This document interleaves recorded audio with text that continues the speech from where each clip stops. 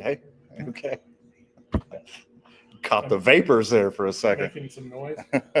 That's heavy breathing. Sorry.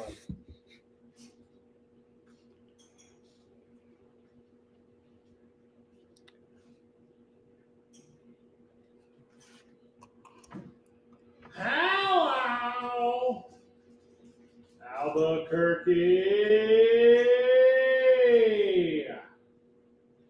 It's Wednesday. You know what that means? That means we're in the Duke City. Or we're at the Albuquerque Duke store, which is in the Duke City. Steve, Yeah. Steve, welcome. In the heart of Albuquerque, as it says, the Duke City. I wrote that. You did? How's it going, Zane? Glad you guys are here. It's been so long. It is not. It's the exact regular amount of time that it always is. Seems like years. Is this because Ozzy Osbourne died and you haven't had a chance to talk to anyone? Is that a crazy train or what? Say don't miss you. I'm sorry? Did you? That's why I'm wearing black today. He is wearing all black. You're going how much for this? Ozzy. Huh? You do look very third base coach adjacent today. You do. You look to me like you're about to ask me to choke up on a pass. No, I'm just going to ask you to just get a wavy on. Yeah. You know, I'm green lighted on green. Hey, two strikes, Fred. Choke it up. Yep. Put it in play.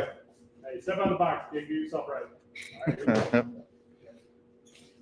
Coach speak is the worst speak. Mm. I think it's the worst of all the speaks. Golf course speak, coach speak, men's league softball dugout speak. Those are all terrible. Like, hit it in the face, kid. Hey, eyes on me, 23. Don't forget the key. Don't forget the wipe.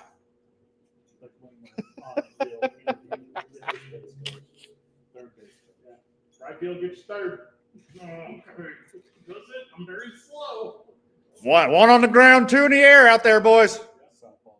Got some pond, baby. Any base, boys. Any base. Just need a hit. Yep. Don't swing for the fences. Actually, Steve, I'm gonna have to take a time out here. A walk is in fact not a hit. Those are very different. What are you doing? Isaiah, you play a little bit of football. What is the worst on the field one? What is the worst football one? I already know what it is. No, that's a lame. Football coaches don't use names; they use numbers. 23. What are you doing? They can't write. There's so many players. There's a D2. They put the names on the jerseys. It could be somebody else's jersey. 7-3. 7-3. Kidding. That's the go-to joke with me and Van when we go like Super Bowls and stuff, where it's like former players with their numbers on their necklaces. Where that's what they're made. We know them. Yeah, for sure. We know that.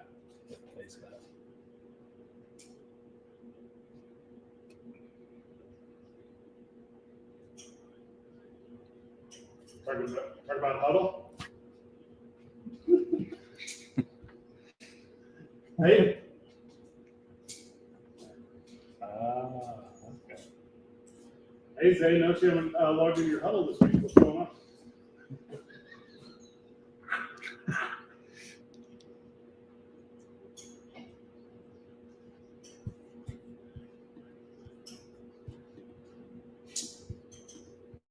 Until the last year of our season where the coach was scared that everybody was going to use their film and go transfer. So they made it so that you had to go to the actual facilities and watch film with the whole group.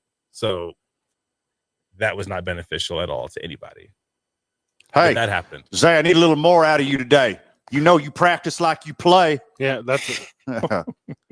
Gotta eat. Gotta eat. I'm like, what? Yeah, that's what I said. Yeah, exactly. Ugh.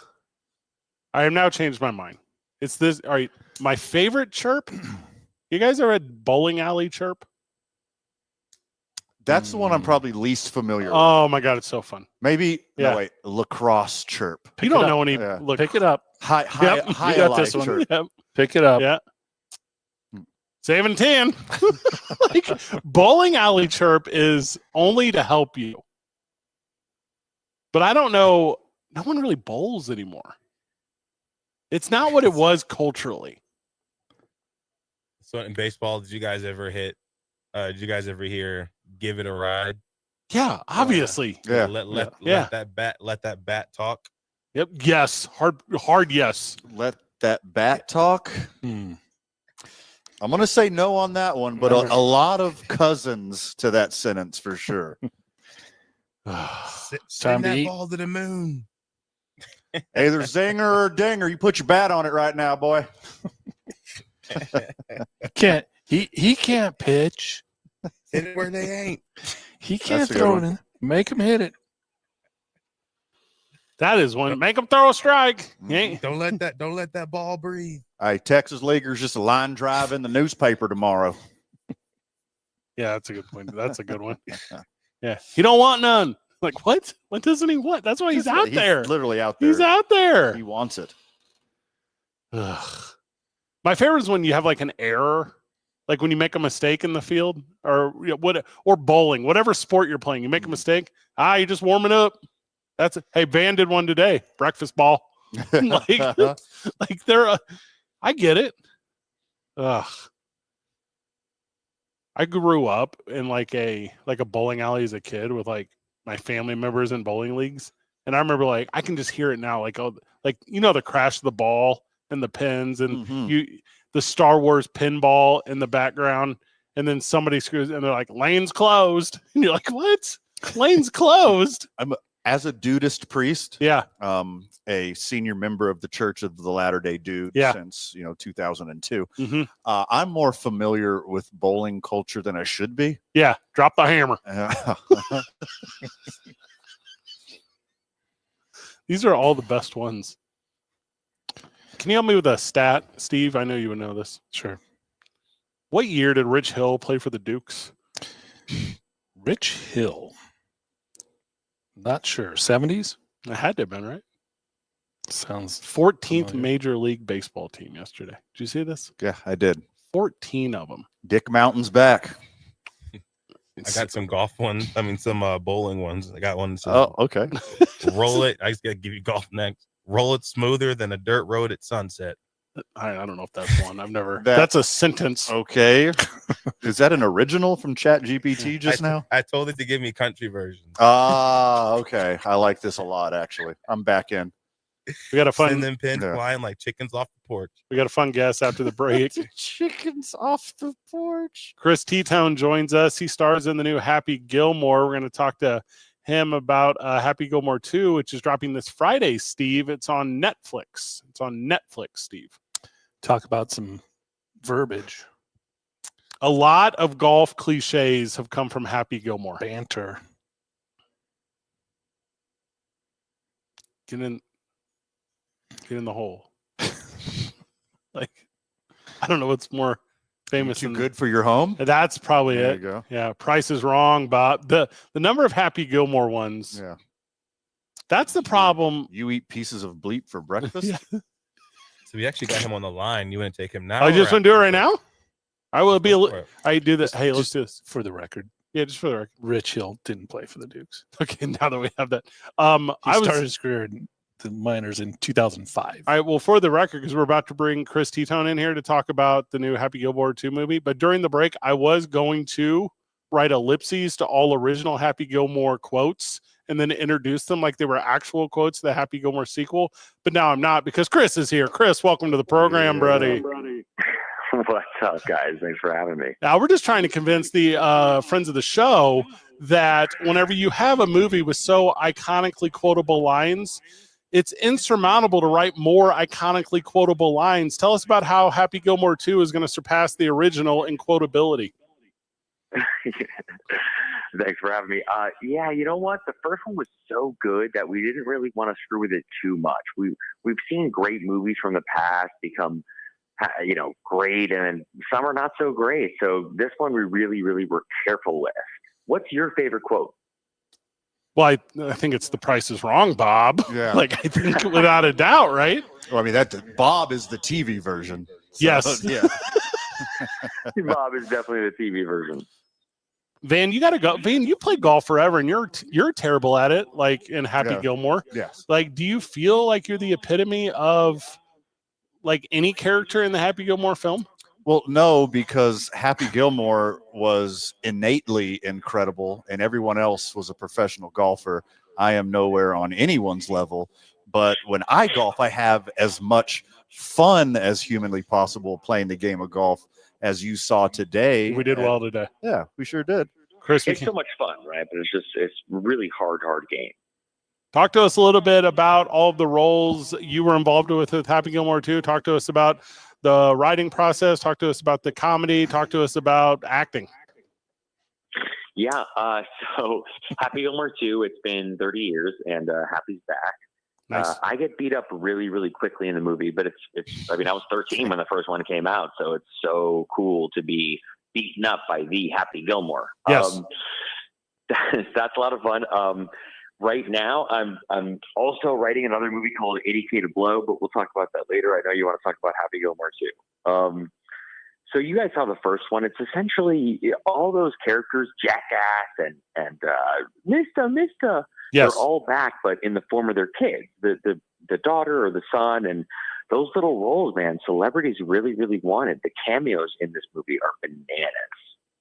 Is it true that it's actually a combination of all of Adam Sandler's movies from the 90s squished into one for a nostalgia fest that'll leave me weak at the knees? It's a nostalgia fest for sure, but it's Happy Gilmore nostalgia, you know? Was it hard to lock in, like, you being 13 and you growing up with the movie? I know you got your reps in on other projects, but was this one more difficult to lock in on because you were a fan coming into it? Yeah, for sure. I mean, the pressure was so much higher every time they hit action because it was like, oh my God, we're, making the sequel. Dude, I was 13 when the first one came out. I snuck into it. Nice. Now, when you look at Adam Sandler and Happy Gilmore 2, how many different ways did you ask him to shave that beard? I've asked him in Japanese. I've asked him in Portuguese. He doesn't listen. No one's telling him anything. It's Adam Sandler. A pretty good touche right there. Could you imagine? So obviously it does have a bunch of cameos. Talk to us about, and don't spoil anything, right? But of the many athletes that is a part of this, talk to us about who kind of stood out to you. Well, you guys already know John Daly is in it, playing John Daly, and he's a awesome person. Have you ever been in a conversation with John Daly? I mean, he's very exciting. Nothing's boring with John. Okay, I was expecting MJF. I know that Maxwell Jacob Freeman is in this, and I'm very excited as a big pro wrestling mark. So I'm going to stick with this answer. But just know when you put pro wrestlers in movies that they steal shows, Van. I mean, that's kind of their number one gig. I mean, you're the second guy to say this, I think. Who you're talking about a pro wrestler, man. They're the greatest entertainers of all time. John Cena came to the premiere. Yeah, he absolutely came to the premiere. It was all over my algorithm. The force you watch it. Yeah, it was 2 days ago in New York. We just got back this morning. He wore a 3-piece suit to Happy Gilmore 2's movie premiere, and I go, I'm not living life right. Bad Bunny was there? Like, this He's is a well-dressed individual. Yeah. Bad Bunny was there, dude. I sat right behind him, so I got a little conversation with Bad Bunny. It was cool. What is the red carpet premiere like when you go straight to Netflix? Not like this isn't a gigantic movie. It's Happy Gilmore 2. It would be, grand opening in every theater in the country. But what's the vibe like on a red carpet in between like a traditional red carpet and like a straight to Netflix deal like Happy Gilmore 2 is going to be? Yeah, no, good question. I would say if you're talking about 15 or 20 years ago, then, it's smaller or whatever. But Netflix got word that people like premieres and started making them double as big and triple as big. So now a Netflix premiere is so much bigger than like a theater premiere. They just don't have the money, to be honest. Good point. in person, and I want you to use the most honest words you've ever used. How beautiful is Julie Bowen? She's so beautiful. It's unreal, right? She's so funny, by the way. Just having a conversation with her is like watching a stand-up show. They're all back for the sequel. You can get Happy and Virginia and Shooter McGavin and everyone that associates them in the world of Happy Gilmore and Happy Gilmore 2, which does, what is it, midnight on Friday? I don't really know how this works. Midnight on Thursday. Okay, So midnight. Friday it'll be popping. There you go. Stay up late and live a nostalgia-filled night. Thanks, man. Chris, this was great. Thank you. Thank you. Bye. Chris T-Tone did a good job. Check out Happy Gilmore 2. Hard agree. I wonder if Taylor Swift was there. That's why do you ask that question about everything? No matter what we're doing, you ask, is Taylor we Swift talked about there? the golf tournament this morning. You're like, was Taylor Swift there? I think I went to because Travis Pizza Hut Kelce's last night. in the movie. Was Taylor Swift there? I heard she's in town. Albuquerque? In town. 2 men on 95.9 FM and AM 610. The Sports Animal. This report is brought to you by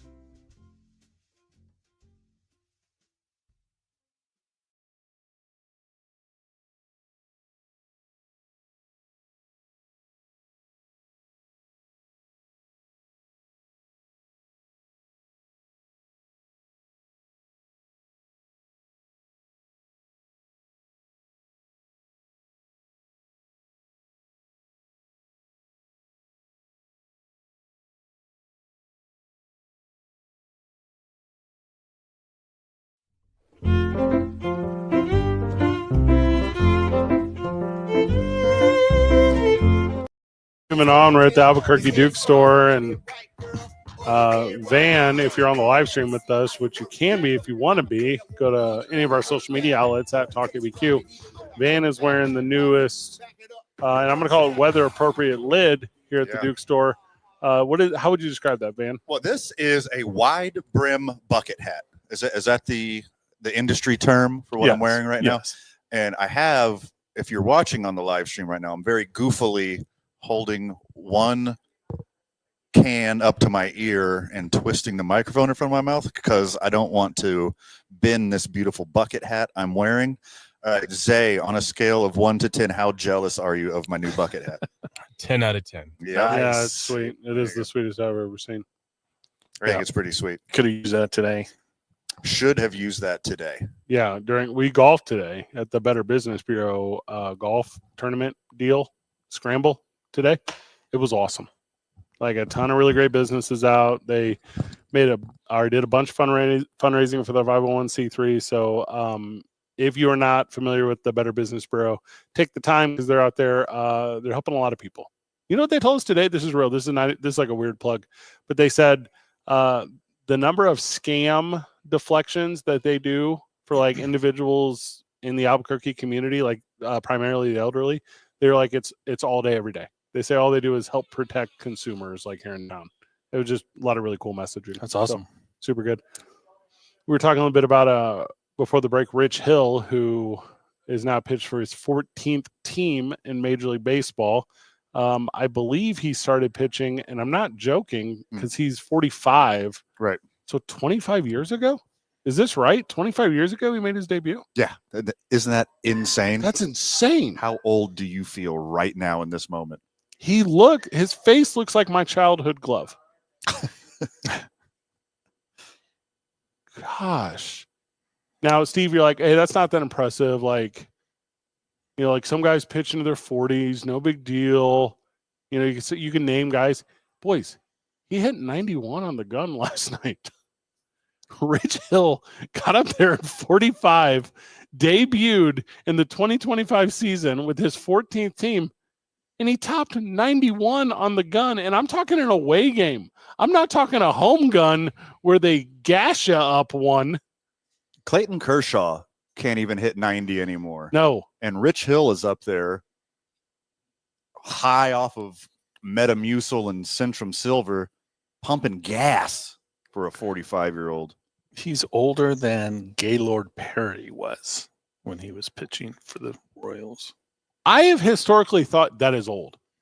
I've historically thought of some old dudes pitching. Tim Wakefield comes to mind, but he did a knuckleball, so it was a little different. Randy Johnson was old. Yeah. Roger Clemens was old. Nolan Ryan was old. Rich Hill's not in any of those categories. Yeah. Until Rich Hill came back, Justin Verlander was the only pitcher over 40. Oh, is that real? Yeah. I didn't know that. I got a fun fact for you. Is it about to be about UNC status? Because that's where I was going to lead this conversation. Beyond. All right, go ahead. Yeah, beyond. Rich Hill pitched against Jamie Moyer. All right, so this is good. I can already follow you down this path. All right, you ready? Rich Hill pitched against Jamie Moyer. Can I try to get the next one? Okay. I'm going to say, you are going to say Nolan Ryan. Very close. Oh, okay. Jamie Moyer pitched against Steve Carlton. Okay, so this is a very good one. Can I try one more time? Okay, yeah. Okay. If you're going Steve Carlton, he would come back. Don Drysdale. Okay, incredibly close once again. Okay. Steve Carlton pitched against Warren Spahn. All right. Now, I want one more guess. You want one more level? All right. Dizzy Dean. Okay, an incredibly great guess. Warren Spahn pitched against Babe Ruth. Satchel Paige. Oh, gosh. Okay. Satchel Paige pitched against Bill Gatewood. Bill Gatewood was born in 1881. So that's he's 5 removed. 5 removed from a guy born in 1881. All Major League Baseball pitchers. Hey, brother. Wild. What's your win-loss for this guy who's born in 1880s? Well, I'm actually only 5 removed. Yeah, but, this is just 5 pitchers away. But I actually beat a guy who beat a guy who beat a guy who beat a guy. Oh, that's just incredible, man. 14 teams. Who's that tie? Reggie Sanders? I think is it Bartolo? Bartolo Colon? I'm pulling it out right here. John Franco pitched for a long time, but he goes way back. Jamie And Moyer he actually did pitch for the Dukes. Oh, did he? John Franco. Okay, Yeah. good get. Edwin Jackson. Edwin Jackson. Edwin Jackson. My bad. Not Bartolo. Edwin Jackson, both 14. So He was never that good. Trade deadline coming up. Rich Hill has a couple good starts. He could be traded at the trade deadline and then be pitching for his 15th team, setting a new record. Now, coming up just short is your boy from the Houston Astros, Octavio Dotel. Yeah, he got around. Yeah, he got around too. I thought Reggie Sanders played for like a dozen teams. He played on the Reds for what it seemed like 10 years and then one team for like 6 years. Like, bam, bam, bam. Yeah. Bam. New team, new team, new team, new team. No, there you have it. Dudes who played forever. So you don't want to do the Unk status one? We'll do that later. That's evergreen. We can do that whenever. Well, I'm glad he stayed with baseball here instead of signing with the Clippers. So it was a pretty smart move on his part. Yeah, super smart. The number of dudes who have played with 11 MLB teams is gigantic. I'm just going to name some. Like, this is not a real radio bit, but are you ready? Your boy Reggie Sanders was a Cincinnati Red for 9 years. Yeah. And then 8 different teams in 9 years after that. That's crazy. All these dudes I'm about to name, 11 different teams. You ready? Fernando Rodney, Paul Blake, Miguel Batista, Henry Blanco, Bruce Chin, Royce Clayton, Bartolo Colon, Joe Gerhardt, LaTroy Hawkins, Kenny Lofton, Deacon McGuire, I don't know who that is, Terry Mulholland, Dennis Reyes, Julian Tavares, Gus Wying, I don't know who that is, Rick White, Todd Zeal. Todd Zeal was a stud. Damn, he got around. That's so many teams to play for. I can't picture Kenny Lofton in that many jerseys. Guardians, Pirates, Giants, Phillies, Braves, Rangers, Dodgers, Cubs, Yankees, Astros, White Sox. He's a Cub to me. Who? Kenny Lofton. He's an Indian to me. Steve? I'm looking at the teams that Rich Hill played for. Yeah. Starting with the Cubs. 3 years. And then, so of all the teams, 3 years, 1 year, 2 years, 1 year, 1 year, half a year, 1 year, 1 year, 3 years, 1 year, 1 year, 1 year, 1 year. He never stayed more than 3 years at once. I know, Rich, if you're listening right now, and I know you are, pass me over some of those frequent flyer miles. Yeah. You're going to have so many. Well, and I know he got paychecks from 16 teams because he was in the Cardinals minor league organization for a while, never made it to the big leagues. Wow. And he was with the Nationals organization as well, never made it to the big leagues. So nuts. Been a part of it. We're live from the Duke store. It's 2 Men On 95.9 FM and AM 610, the Sports Animal.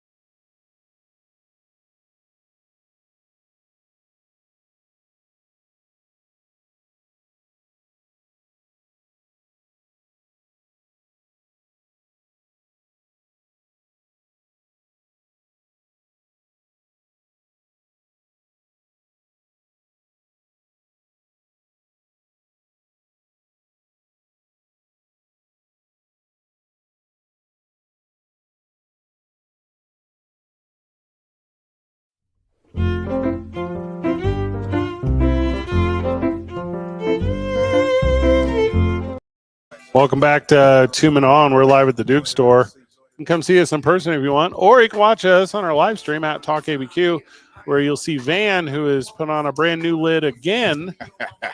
Steve's got a lot of new merch here at the store. Van, how would you describe that current Albuquerque Dukes topper? Okay, this is more of like a shade hat, cowboy hat, migrant worker hat, straw hat hybrid. Yeah. But it's got an incredible Dukes logo on the front. And then, hey, look at this undercarriage. Yeah, that undercarriage here. is sick. Is that the coolest thing you've ever seen in your life? It's got the Dukes under the brim, complete 360, and then a big, beautiful Dukes logo right underneath the camelback on top. It's like the best of shady workwear and cool streetwear.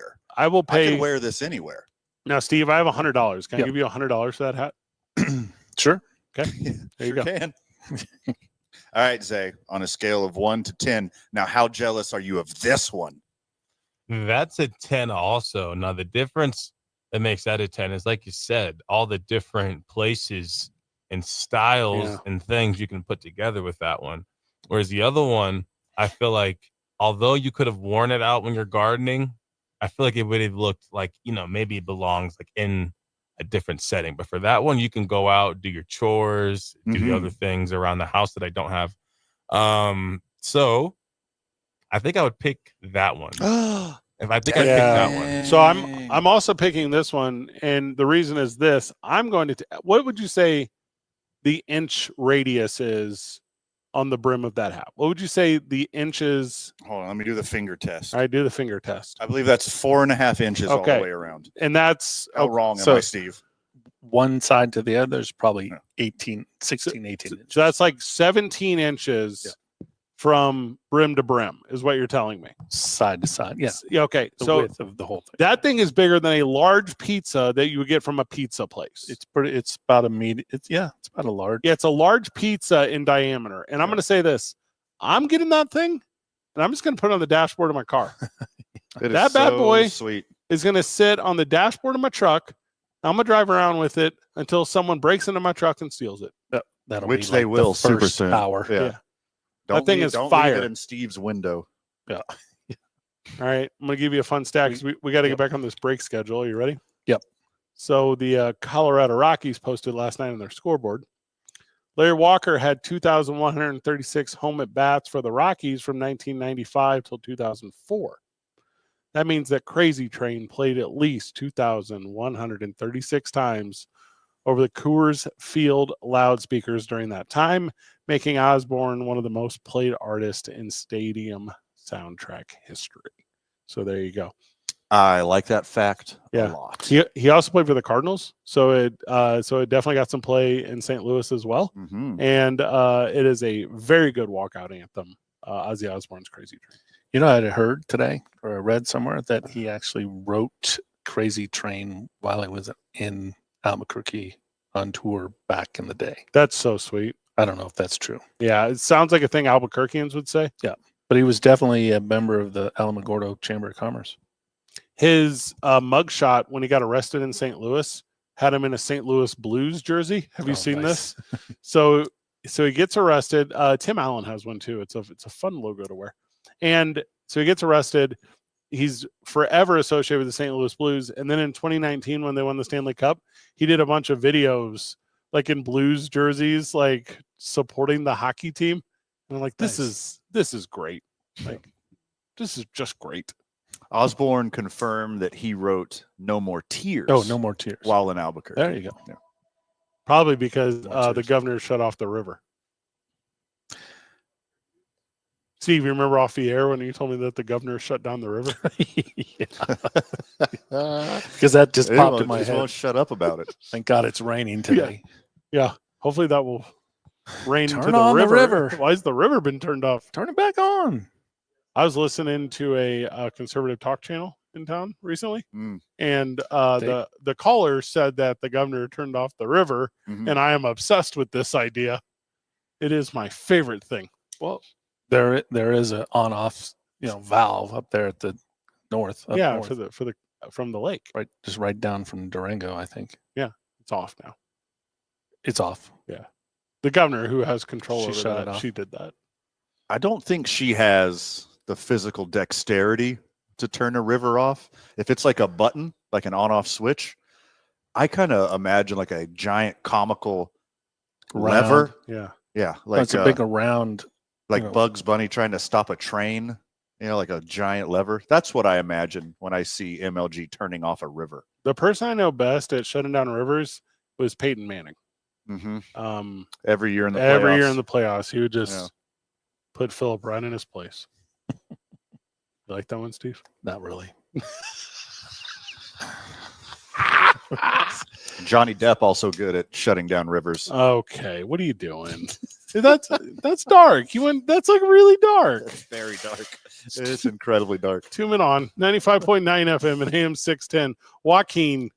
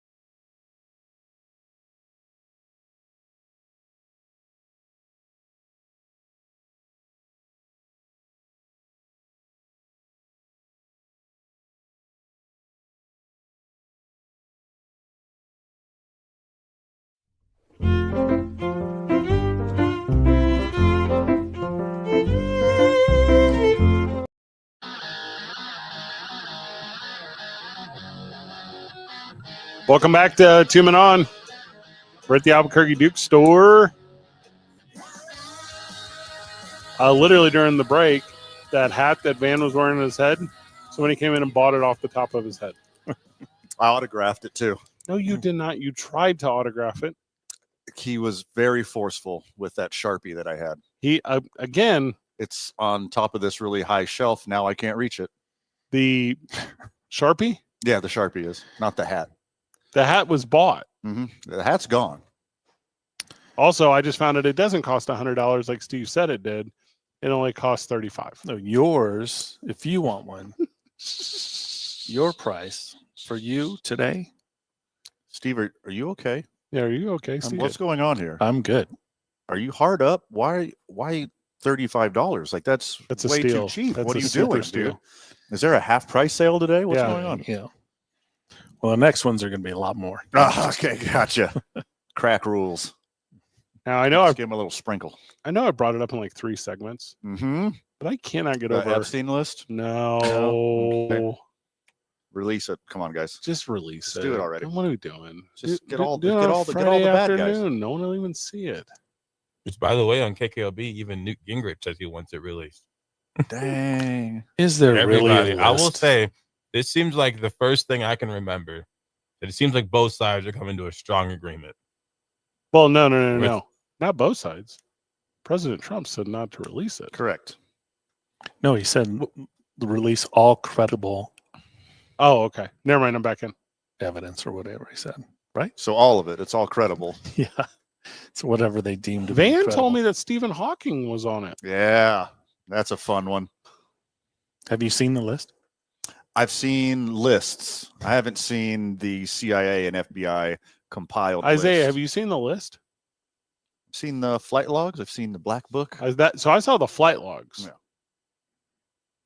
But There's corroborated stories about Stephen Hawking being on the Lolita Express and going to the island and doing some weird stuff. what is the list though? Is it just his like contacts on his cell phone? Like I don't really even understand what the list is. I think it's all of his business connections, any dealings he had with individuals or business entities or corporations. Isaiah, do me a favor. There's Pull a up paper trail. Isaiah, pull up your Cash App and show me everyone you've ever sent money to. Because I feel like that's what this is going to end up being. There's going to be some of that too. It's just Venmos and stuff, right? Well, he also had like super innocent people fly on his plane, like Bill Clinton and Kevin Spacey. Yeah. Ugh. Just because you show up on a list doesn't mean that you did anything. Correct. That is correct. Yes. But Did I I would like to ever know. tell you that I ran into him? No, I'm just kidding. You talking about the financier? Yeah. All right, so for the third time today, because I'm blown away by this. Okay. 45-year-old Rich Hill, Okay. Uh-huh. his final line, 5 innings pitch, 6 hits, 1 earned run, 2 walks, 1 K, 90 pitches. Is that crazy? To you? That's incredible. He pitched 1,000,000 years ago. His baseball reference won't fit on my computer screen. I have to scroll up and down to see the beginning and the end of his career. Just got called up from AAA against the hottest team in all of the National League right now. Yes, Steve? Hey, Zay, will you text John Rave and see if he can get us Rich Hill on the program? Hey, do that. That's a good get if we can get him. We're doing now. It's Hill/Rave Watch. Yeah. Brill Watch. Have Watch. I didn't like either of those. I don't want to combine them. I was trying to do like a Brad and Angelina thing. Gotcha. Yeah, that's why I didn't do it. It's hard to do, and they both are just one syllable. John is 1 syllable. Rave is 1 syllable. Rich is 1 syllable. Mhm. Hill, God, none of those will work. Now, if we're doing a Ray watch when he's 45 years old, that will be awesome. So He needs to switch to being a left-handed pitcher soon. how do you think that compares to the other news of, the day or whatever it was? Venus Williams winning a round in the professional tournament that she apparently What got turn into. is it? Was she- Wimbledon? how old The was she? City Open, For what city? CITI, Oh, like the Citibank Open, apparently. Okay, so it's not like Oakland. No, Okay, but she won a match, and apparently that's like crazy wild that she would win a match. now why? She's I- won a bunch. Exactly. Because she is old. She's 45, There's Okay, so just as old as Rich Hill. gotcha. Yeah, but she beat women. And Van on Monday told everyone how women should not play sports. That's not true. I said I'm a big fan of WNBA, The W. the dub. I said that they shouldn't speak in public anymore. That It's was way different, Fred. That was wild when you said that. I said it for an hour and a half. Zay asked me to stop over and over again. Well, dude, your mom is listening. Pay Rich Hill what you owe him. Social Security is what you owe Rich Hill. Unk status. Him and Clayton Kershaw are the only two guys who qualify. Verlander, How old's he? 42. But he didn't even retire. No, he's pitching for the Giants. He finally got his first win of the season. 17 starts, 1 win. All right, those three dudes. No one else. No one else. In radio, Van Nunley. I think, isn't he older than Warren Schaefer? A baseball manager? That would track. Also, the Rockies are going to beat the Cardinals tonight. That's a fact. Warren's only 40. A Major League Baseball pitcher is 5 years older than a Major League manager. That's wild. So if you're an uncle, you're old. Zoom in on 95.9 FM and AM 610. The Sports Animal.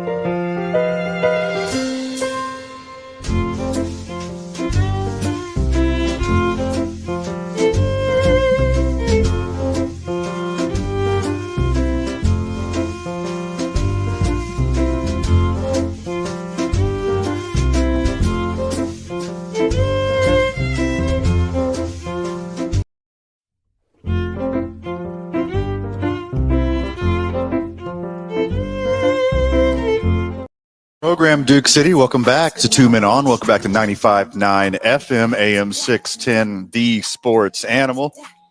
1 hour in the books, a little under 2 hours to go. The boys are live at the Duke's team store at the corner of Central and Carlisle, the Nob Hill Shopping Center. Come get your merch. Come get your new bucket hat. Come get your new Duke straw hat. Dude, these straw hats are flying off the shelf, Yeah. Steve. You've sold like, what, 8 of them since we've been here? Probably. I think we only have a couple left. If you're hearing this now and you're seeing the Albuquerque viral sensation of the Duke straw hat, get down here now before they're sold out. Correct. But we're going to do some more. We'll do a pre-order here coming up. But these ones were pretty that's not popular. happening. Limited time only. These are the only hats that will ever be made in this style and fashion. Steve's never making more ever again. Yeah. No, it was a cool collaboration with the Fred down at the 1912 store, Okay. formerly born and raised in Old Town. Yeah, he kind of styled them out and put them together. We put them on sale today, and they're gone. So His are gone as well. I believe so. He was selling them as quickly as we were. In 2025, Yes, sir. That's this year. Justin Verlander and Rich Hill both pitched on the same day, is what you're telling me. Accurate. Yeah. That's crazy, right? Yeah. Steve. Rich Hill. I mean, But- come on. Justin Verlander didn't take a bunch of years off over and over and over and I thought you over were gonna again. say something else. Yeah, Take he a bunch kind of just like hasn't stopped. Like, he came here and he just kept going and going and going. Rich Hill's very first baseball card came out in 2002. I'm so old. I'm just so incredibly old. I'm old and I'm 2 years younger than Rich Hill. This Rich Hill has existed like almost as long as I've loved baseball. He was teammates with Jack Caglione. Senior, Yeah. not Caglione Jr., No. who is playing in Major League Baseball right now. His very first year in baseball was the very first year that the Nationals were in Washington. Blows my mind. That's crazy to me. He played with Aramis Ramirez, who's been Aramis. retired for 10 years. There's got to be example after example after example of that.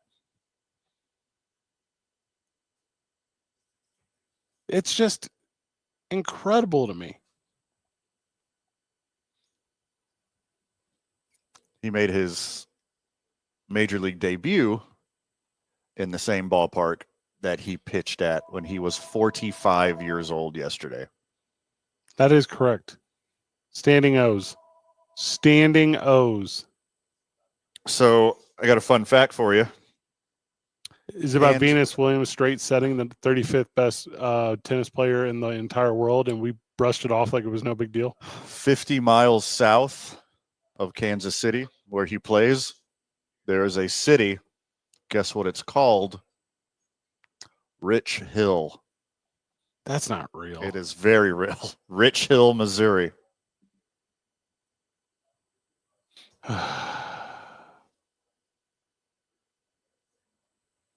Has Manny Coal Pacquiao Town. beat anyone up Coal recently? Town from the 1800s when Rich Hill was born. You know who named that city?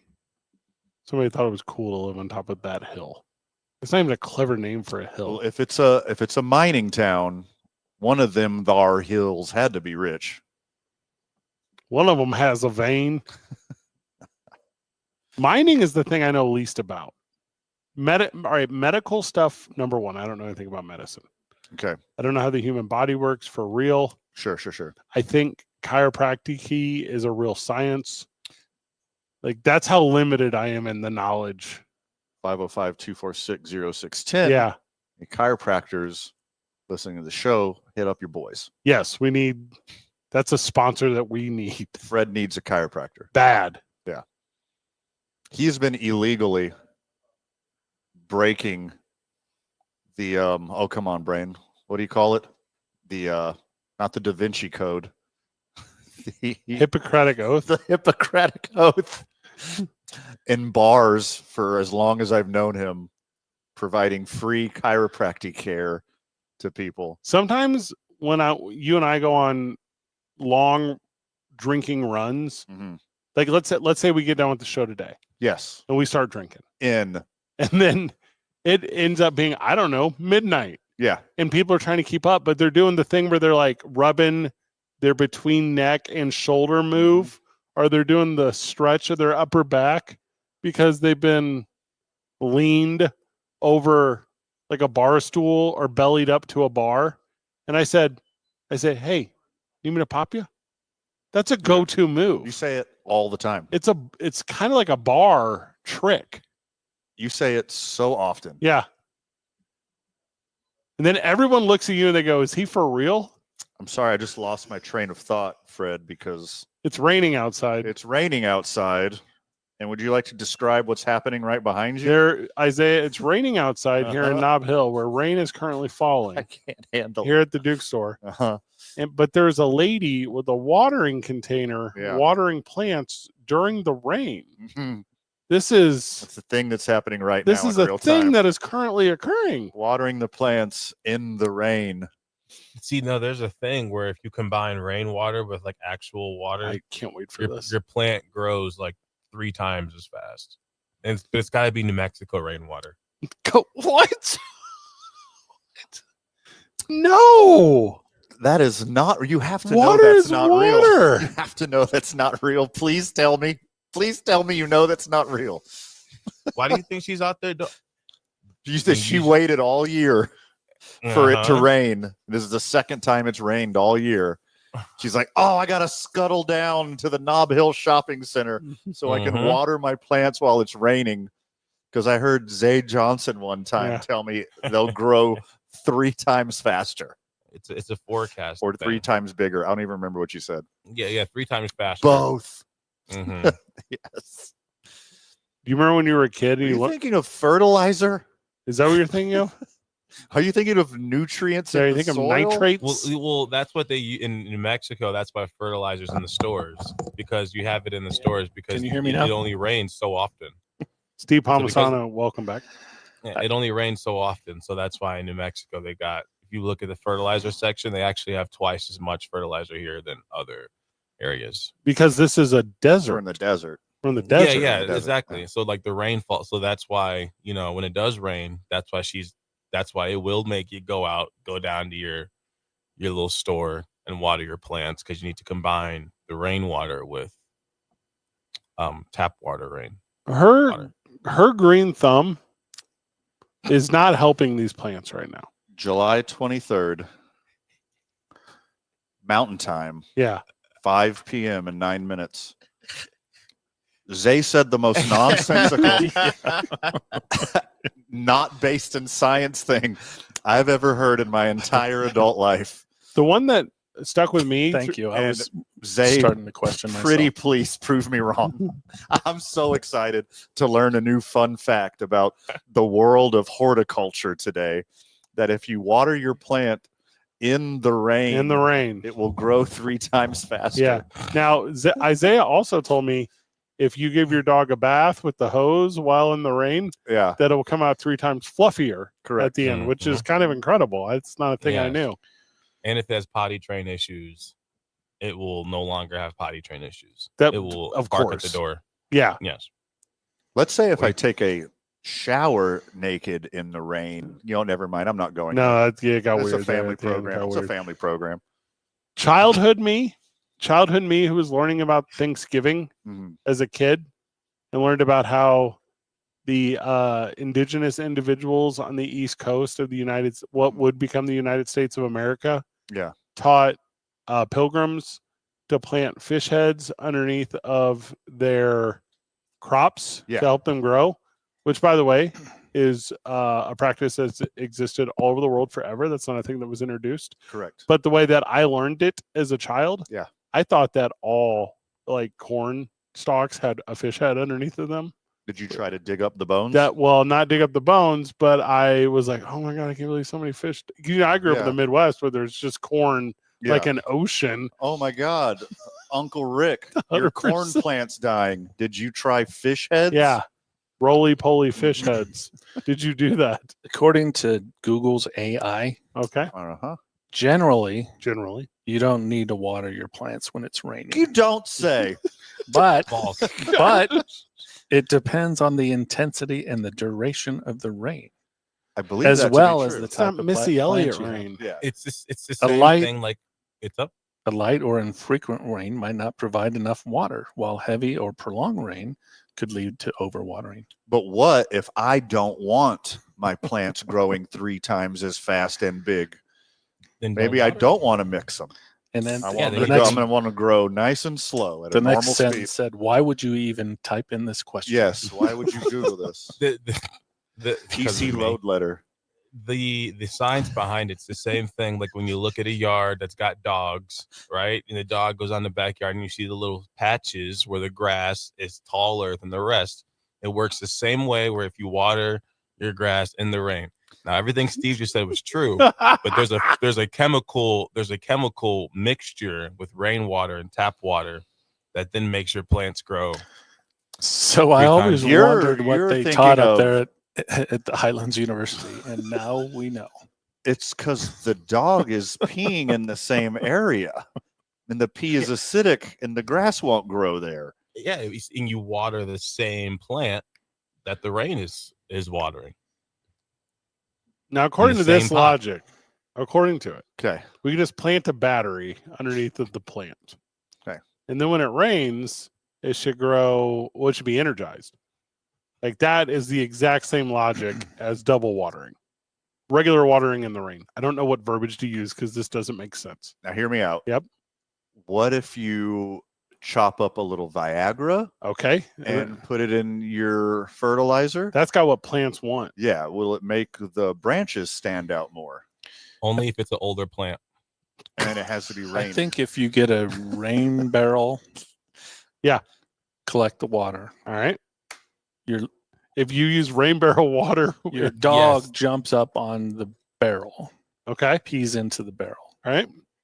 You got Add plant. hose water. Oh Add my hose God. water. You got Is that like flourishing garden. is that you're on to something, Yes, Steve? right. Because you can water with rainwater during the rain. Yes. Correct. Is that like up to 5 times faster? Yes. Okay. That's why those are illegal in New Mexico. Smart. Rain barrels are? We don't got the barrels room. are. Is that real? MLG turned them on. Yeah. Yes, Classic. exactly. I was just gonna say that.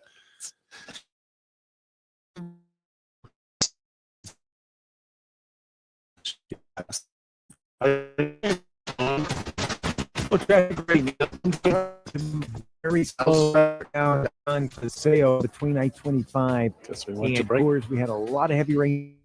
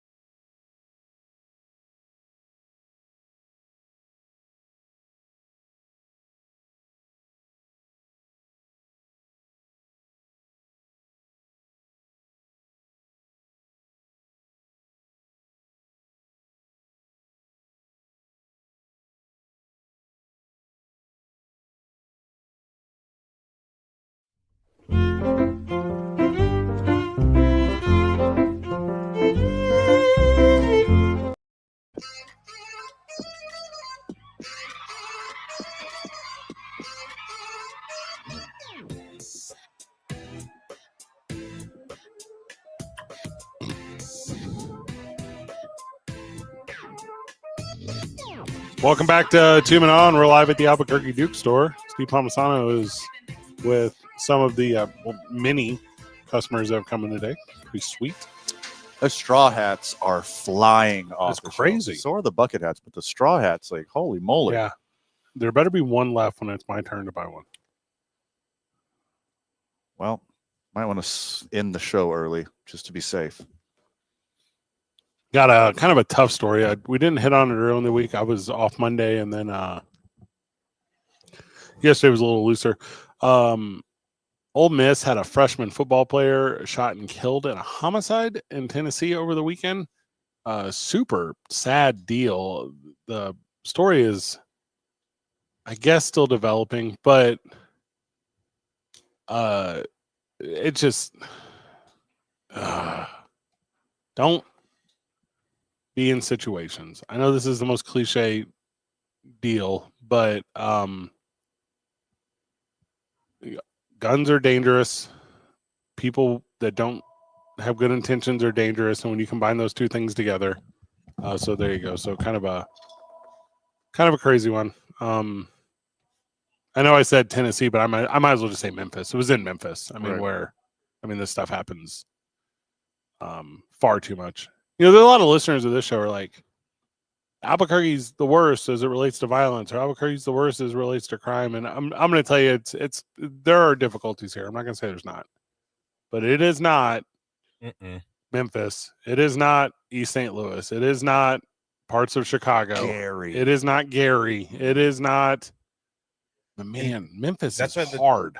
That's why there's like and I think people from Albuquerque, maybe if you've only been here, you don't realize it, but because the numbers are so high, but the difference in people when you go other states, and I've noticed this, and this is why I feel like I have no issues here, is I feel like the stuff that happens here that might drive the numbers is like usually it's people who know each other. There's like a history, or you got somebody who was just so drugged out that they went and did something, or they caused an issue or broke into somewhere.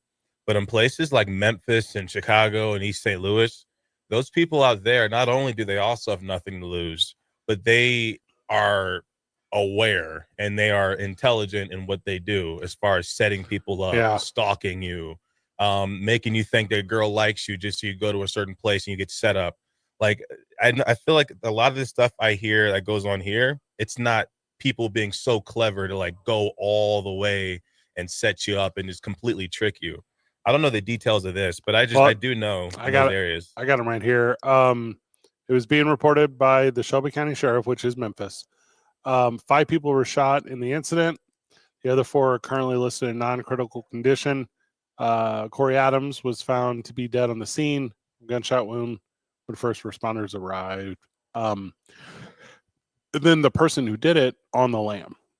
Like, I do not believe it's been apprehended since. I mean, it took me way too long to figure this out, but you can assign any time of the evening to this, but I assign a hard midnight. It was 10:15 when this happened. Nothing good happens after midnight. If you're like out partying, like, make responsible decisions and get out of areas and situations where this is going to occur. Because like we were talking about, I was literally talking about this bellied up yesterday, that people complain about Albuquerque is the most dangerous city in the country. It is not. We have the same problems as any large metropolis, but our problems are nothing compared to like the ghost towns in the Midwest. It's a different, unique type of desperation for like a city like Detroit, for example, used to have 3 million people. Now it has 500,000. Yeah. Gary, Indiana, Cleveland used to have 500,000 people. Now it has 100,000. Cleveland used to have 2.5 million people. Now it has 500,000. The Atlanta's ghost town. pretty bad. Yeah, it is wild. Like the different kind of desperation and crime that happens when people are living in those kind of situations. I'll tell you the thing that's interesting here. Steve Palmisano's back with us. He's been so busy. The thing that's interesting here, and I've been here 8 years, which makes me a townie. The thing that's interesting here is how this city has grown, Albuquerque. Mm-hmm. And there's a bunch of townies that no longer live in a town. They live in a big city. Yeah. And no one taught them how to live in a big city growing up. Like no one taught them about, the social herpes that exist. And no one taught them about what can occur when you put a giant populace around each other. Mm-hmm. And it is just so infuriating to me that these things exist all over the country, and the loss to this young man and his family, and obviously all the opportunity that was in front of him. And when the final report does come out, it'll be a senseless something that was sparked by, this is real. This was sparked by, I have no doubt in my mind, somebody crossed an intersection they weren't supposed to cross to get to a gathering of individuals that did not identify the way they identified. And like, it's small, but it's the biggest deal, specifically in Memphis. And looking and seeing that, I guess he was at the pool party for not even 10 minutes before this happened. But like, it's one of those things, and some things aren't preventable, especially in 2025. Yeah. You can't even just go to the Vegas Strip, confidently, without thinking something's going to go down. Sure. Was that New Orleans? New Orleans or Vegas when that guy drove down the. Yeah, you're talking about New Orleans, yeah. Okay, so yeah, things like that can happen. But one thing, number one, this is why I don't get FOMO, fear of missing out, whenever I am inside all the time. I'll joke about not going anyplace, but I'm pretty real with my reason with people. And it's like, look, number one, in this situation, I'm sure, like you said, that's what happened. And, over 100 people were there. That's why you don't want to stay inside all day. But if you're going to go somewhere, it doesn't matter if you're asking too many questions, but figure out who's going to be there, what groups, what cliques, which friends are going to be there, like what's going to be the vibe there. Because if you can get into a spot and you can look around and confidently that there's not people that are in what we call today beef or any type of situation like that where someone would want them off the earth. I mean, if you're there, you don't want to go there. People shooting don't care. When you're talking about beef, and that's usually interpersonal. Like I think I'm talking a little bit more about clout. I think I'm talking about, you see, and this is a very cliche one. This might not be it, but like somebody on some geolocating social media, think Snapchat, think whatever. Sure. They drop a pin and post it. And somebody thinks that person shouldn't be in that part of town. Mm-hmm. Somebody thinks because they have an affiliation with whatever. And they're going to go and they're going to find that. But where I grew up in St. Louis, it's the Quick Trip off Lindbergh and I-40. Like the Quick Trip, which is a gas station, off Lindbergh and I-40, you would go there and you would drop your pin, and then you would screenshot the time you dropped it, and then you'd screenshot again the time you left. And if you were there for an hour or whatever it was, then you were there for an hour, and you're telling the world how bad of a dude you are. What? Like, that's an existence? Yeah, I think that's still, and I think that. And that's exactly what happened. I think kind of both can kind of be combined into like the category of beef, but it may not just be like one-on-one. Like, I don't think he had any issue with whoever shot. Oh, I would believe you to be true. Yeah. But I feel like there could have been a group of people there who had, as far as they're concerned, they could have taken the life of somebody else from that group side a week beforehand. Like, oh, they're at a pool party. All right, everybody there is getting shot up, and I mean, that's one of the worst things about situations like this. And you get people who don't have anything to lose, combined with a little bit of awareness and intelligence. Like somebody here downtown that's like super drugged up is not going to be thinking about, oh, this person dropped their location, let's go. Now, if they know, another group, but not 100-person party. I know this to be true. If you go to an Ole Miss game and you want to stay in Memphis, if you're at like a reputable hotel, there are armed guards just out front. That's how Memphis is. Oh yeah. Hey, good barbecue. Be inside by 8. I think Albuquerque is. It happens everywhere. I think proportionally in Albuquerque, it's higher per capita than other cities. Well, and it appears like it's bigger because of what you just said. Because here, like somebody is harmed, somebody knows them because there's 1 million people here and that's it. But like in the big city in the 2.5 million people where I grew up, somebody gets harmed a city over or a county over or whatever, I'm not necessarily going to know them. You won't hear about it either, most likely. That's a good point. Yeah. Oh, Well, but you're talking about this kid that just got killed. I mean, it's happened here. I mean, there was a UNM baseball player a few years ago shot down. JB White. Santa Fe shot down. I mean, it happens right down the street. And unfortunately, it feels like in this size city in New Mexico, we shouldn't have the amount of violence and crime that we have. And what I've noticed also is I feel like here people may leave you to your business, right? Whereas like you go somewhere like in places like Memphis, because I got family in Memphis, and when you go there, like if you make eye contact with people, even something as little as that, if they don't like the way that you broke eye contact with them, now they're going to ask you a question. If you don't like the way, if they don't like the way you answer that question, now all of a sudden you're in a deep situation that you have no idea what's going on, but they're now plotting on you. And small stuff like that can turn into people shooting into a 100-person pool party. I mean, what you get a lot here is, again, bad things happen all the time with no rhyme or reason. Sure. Sometimes you can't explain addiction and mental illness, et cetera, et cetera.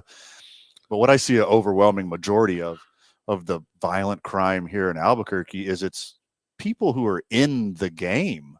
Like they are living that lifestyle. It's not a bunch of, random people having accidents and whoopsie, look what happened here. It's people who are already in the game, who are already asking for Diego it, Sanchez, who were going to commit that crime anywhere in the world because that's the lifestyle they live. And it's just people who are living that lifestyle going up against other people living that lifestyle. No, I don't know a lot of citizens here in Albuquerque. And if you are a victim of unprovoked violent crime, I am sorry for saying this out loud. Most people who know where to go, know when to go to places and mind their own business are incredibly safe in Albuquerque. Yeah. And kind of what you were saying, and it's kind of a disclosure, a disclaimer, I would say, for the people that are from here. Like of course, being on KKOB, I've heard a lot of stories about stuff that does happen to people that were doing nothing wrong. Like there was one not too long ago where there was a little girl who was standing in line at a restaurant, and some guy, I don't know if he was drugged up, I can't remember the details like that. I obviously was not in his right mind, but just walked up behind her and slit her throat with like a bottle, like a broken glass bottle. And she was like maybe 11, 12, and she survived, and she's was recovering when the story broke maybe like a month and a half ago. Oh my gosh. It wasn't anything longer than 2 months, but yeah, it was one of these stories, and she was minding her business. And when the police questioned the guy and asked him why, he said she was in my way. Yeah, she crossed in front of him. Yeah, she got in front of me. She was in my way. So you get like those types of things for sure. Now, something like that won't happen in a place like, Memphis or Chicago, where you get a little girl who's just minding her business. That type of sick stuff will happen in a lot of places where people are just out of their minds, drugged up. So it's like different types of crime. Obviously, neither's worse than the other, but it still can't happen if you're minding your business, unfortunately. Yeah, it's too often we read these stories. Too often there's this idea that you feel bad for a minute, and then there's never any change. And I don't know what the answer is, but I know it's not currently what it is. Hard agree. Do you remember Chris Rock's song "No Sex in the Champagne Room"? I am familiar. It was supposed to be a tongue-in-cheek ode to the class of 1999. There is a line in there that stood with me forever. It's like, if you're at the movie theater and somebody steps on your shoe, don't make a bad decision that'll send you to prison for 20 years over someone smudging your Puma. And like that kind of decision-making skills is like, excuse me, sir, I was in your way. Please, please proceed. And that has happened here. Yeah. Oh gosh, yes. There's this Chicago rapper that you might know, Van. I give you the odds of that might. You're talking to me right now. Yeah. But Lil Herb or G Herbo, right? He's got this song called "Rollin'." Mm-hmm. Yeah, this song called "Rollin'" that came out maybe 2014, and this is when the crime rate was just skyrocketing in Illinois.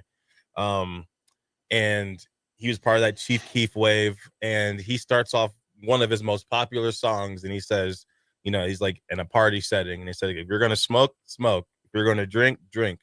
just don't step on these all white G Fazos though. And those G Fazos is a nickname for the Air Forces, the low cut Air Forces, who I think they actually have a deal with him because so many people will call them G Fazos because of him. He always will wear the Air Force Ones, and because of that line in the song, he's like, just don't step on these all white G Fazos. So when he said that, so many people just started taking it so personal if you stepped on the Air Forces, and 70% of fights start from that. Like you stepped on someone's shoe, and guess what? You guys made eye contact, and they didn't say sorry quick enough. So now this guy's in your mind slapped you across the face and spit on you. Sure. Like you did it with ill intent. I know we got to catch a break. I did a radio thing with Nelly one time, and he said he put out Air Force Ones or 2 pair, and he said Nike didn't give him a single dollar for that song. He said, but Air Force Ones, sure as stuff, went from $65 to $95 the next day if you wanted to buy them. Yeah. It's 2 Men On 95.9 FM and AM 610, the Sports Animal.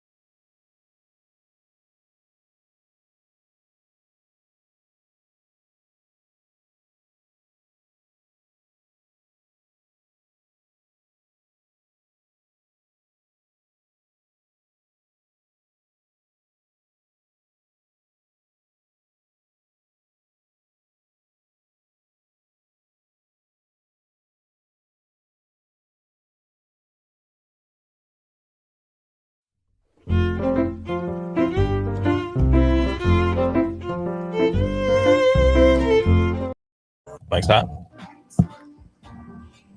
Welcome back to 2 Minute On. Got a quick hitter here. Disney is buying the NFL Network and Red Zone. So it's going to have the ESPN moniker. But now you know. Huh.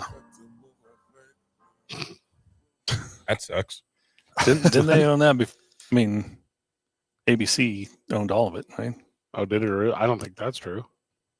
I loved having Red Zone's on NFL Network. Oh, that's I right. love, I was thinking of which could be owned by. I figured the NFL just straight up owned that. They do. So it was nice having the difference between NFL Network and ESPN. And now I don't like do my life cycle. I don't find myself sitting at home watching TV like I used to. But I do remember it was always nice because ESPN's not going to always be talking about what you want to hear. So sometimes you flip over to NFL Network and they might be talking about something that you want to listen to. But I just feel like the way Red Zone has been ran, and for so long, after so many things have changed, they've stayed the same. So I just hope that ESPN, who seems like they're constantly having to switch things up and try new stuff, hopefully they don't feel the need to switch this up as well. Like, let this just be one of those things that on Sunday football you can look forward to. I don't want ESPN to ruin this. Usually, traditionally, competition creates ingenuity. If you got a monopoly, they just get to do whatever the hell they want. Like, we're seeing that with our political news cycle, our reporting news cycle. If one apparatus controls the whole means of production when it comes to informing a populace, you tell them whatever the hell you want. It's going to be the same thing with ESPN pretty soon, because if they're going to own every facet of sports information, then all you're going to get is the story they want you to think.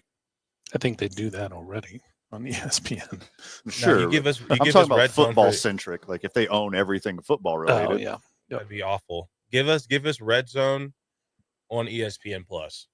Then maybe I'm in. But don't boost ESPN Plus by $10 a month and then say Red Zone's included. Well, which absolutely. ESPN Plus package? Because now there's going to be gold, silver, bronze, and platinum. I got lost on talking head television a lot of years ago. ESPN used to have this guy who played for the Eagles. He was a quarterback, Ron Jaworski. Yeah, very familiar. And Jaws. And a lot of people who call him Jaws like that didn't really know him from his playing days. They just know him from his talking head days. And he did a bit.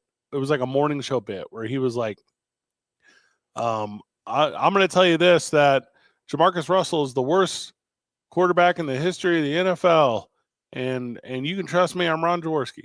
And then the midday show was like, people are saying Jamarcus Russell is the worst quarterback ever. Yeah. I go, but you said that story. You're the people. You're the people. Yeah. You're now reporting on a report that you made.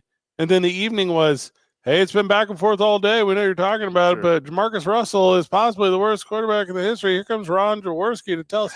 And I go, what are we doing here? Like, what is this consumption? Yeah. Hey, that is annoying. People are saying. I think that's why debate shows, like, if it is authentic, like if you can watch the show and you feel like that whoever's debating a certain side, they truly feel that way, then it kind of purifies you from that feeling, because it's like, okay, at least there's people giving their true thought. But just the telling the news, I don't feel like that's entertaining anymore. I think if you can get like an argument, that's or what I debate, want. Or get some heat, I just want the news. I want to formulate my own opinion. I just want the box I don't want score. somebody yelling at me at 6 a.m. about sports. But what about two people yelling at each other at 4 p.m.? Not on the radio, not us. I'm good on that, I mean, too. Yeah, I don't want anybody yelling. I don't want to be yelled. Yeah, for sure. Quit yelling at me. I've never been a fan of, one Stephen A. Smith because of that. He's a great example. He yells. Yeah. You know what I really like? Whenever they're like, hey, we're going to go around Major League Baseball and hear the scores and 90 seconds of highlights from everyone. And I go, good, because I don't want to watch all of the baseball. I want to watch Ronald Acuna Jr. bring in a fly ball in right field and then gun a guy without crow hopping at third. I want to see that. We didn't give enough credit to that miraculous. It's the greatest play. throw in the history of sports.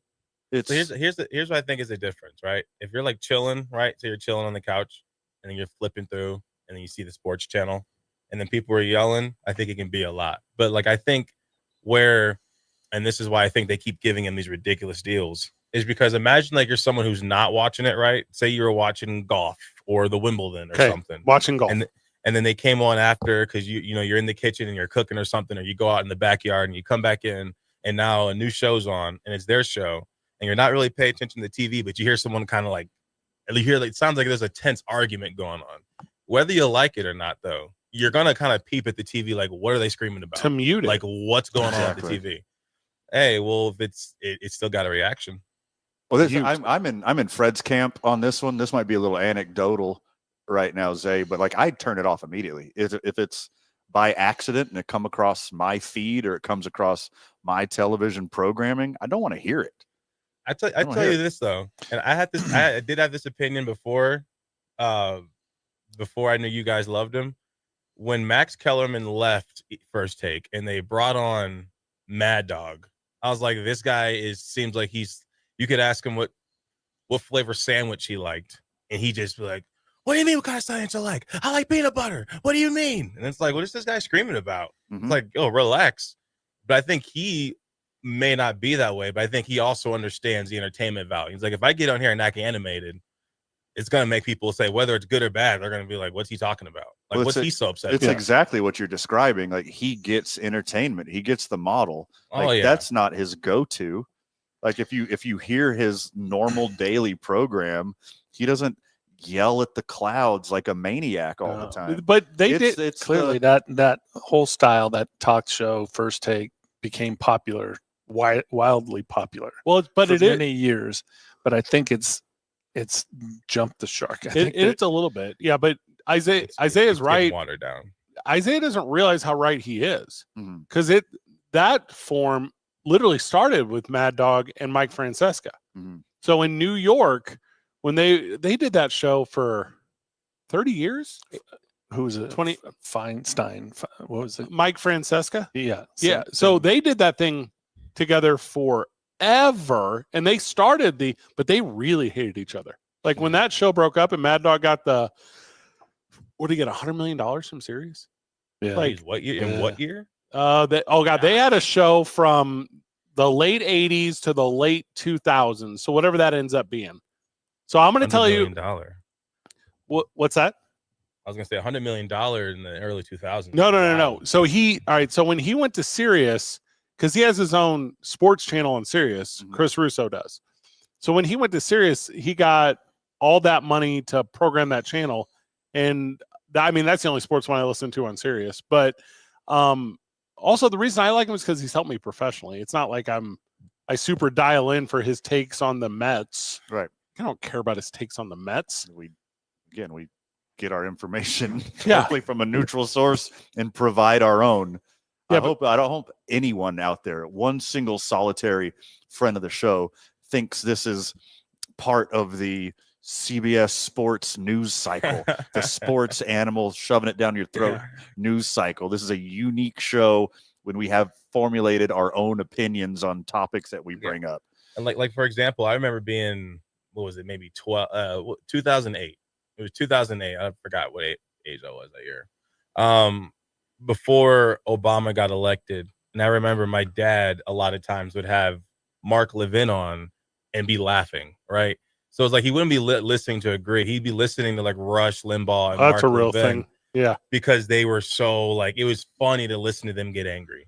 And I remember as a little kid not knowing what they were talking about, but Mark Levin's on there and I'd be waiting for him to get mad and scream. I'm like waiting for this guy to lose his cool. And as soon as he would get mad, I'm like, there it is. Like there's the little burst I was listening for. Yeah. I don't know, when it comes to politics, I'm sure some of it's animation, but there's also more emotion that goes into it.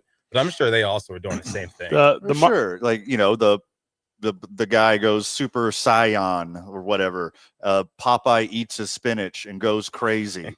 Like Super Mario gets a star and he could run through everybody. Like it's the same kind of like little peak adrenaline moments. Like it's doesn't surprise me at all that young Zay was like, oh my God, I can't wait till him to yell about the Cowboys. Like that surprises me zero. It's kind of, to me, it's not a unique product anymore. It's because everyone's doing it. I turn on any kind of thing. I go to a bar, I go to a restaurant, I see a TV up there, and the veins are popping out of their foreheads, and they're yelling about each other. That is entertainment. It is completely inconsequential in the grand scheme of things. You should be entertained, not in a fit of rage and anger over sports. This is entertainment, y'all. Yeah.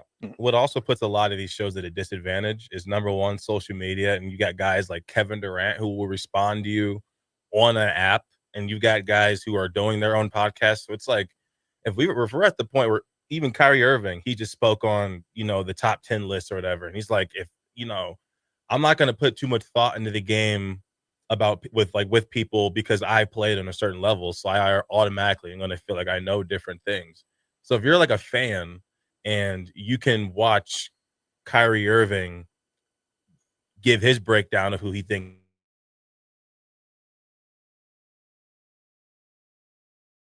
TV, and you got guys who are talking about, who's better, who's not. It just makes it harder. It's like it waters down the audience, I feel. People love lists. Again, like there are actual important things going on in this state, this country, this world that should enrage you and should infuriate you and should embarrass you to the point where your blood pressure and heart rate both get elevated. Mark Levin literally had a heart attack on air. Yeah. That's a thing that happened. You should not be enraged to the point your organs are deteriorating over sports. Yeah, 2008 he was bad. I think 2007, all those shows on even cable, certainly on network TV, the ratings have to be down across the board. The viewership. Well, all TV. Yeah. Because of the internet and the podcasts, and the Kelsey brothers doing their podcast, and they're generating however many. There's just so much content.